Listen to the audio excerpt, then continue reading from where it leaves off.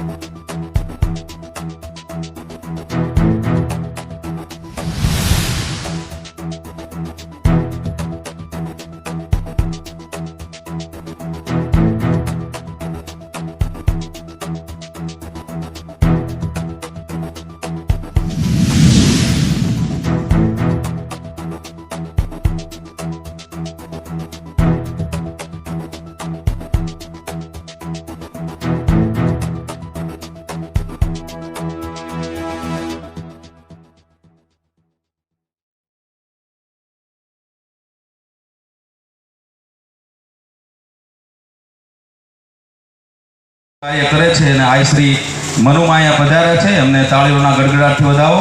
યજમાન પરિવાર આયમાનું સન્માન કરે છે. જગદંબા તો માં છે. ભૈરવે હલ્લા ભલ્લ ભલ્લા ખાગ જલ્લા ખેલીયમ હોતે હમલ્લા હાક હલ્લા અને જુજ મલ્લા જેલિયમ ગાજે તબલ્લા બીર ગલ્લા અને ખેડ ટલ્લા ખમણી જગમાય પરછો દીઠ જાહેર અને રાસ નાવડ રમણી ગયમ દી ગટાર ગયે નચર હર હર કર નિર્બલ ગૌલ ચાકર ચાલ ગયે બિતલ હિલ ગયે તલાતલ અને ગિરગર ખાલ ભલ ગયે તોંડ ચલ ગયે વ્યોમ ગોકોટિ દાનમ ગ્રહણે ચકાશી મકરે પ્રયાગ ઉત્કલ્પવાસી યજ્ઞ ચમેરુ સમ હેમ દાનમ નહીં તુલ્ય ગોવિંદ નામ સમાના. લાખો કરોડો તમે દાન આપો પણ ભગવાન વિષ્ણુનું, ભગવાન ભાગવતનું નામ છે ના તોલે ન આવે.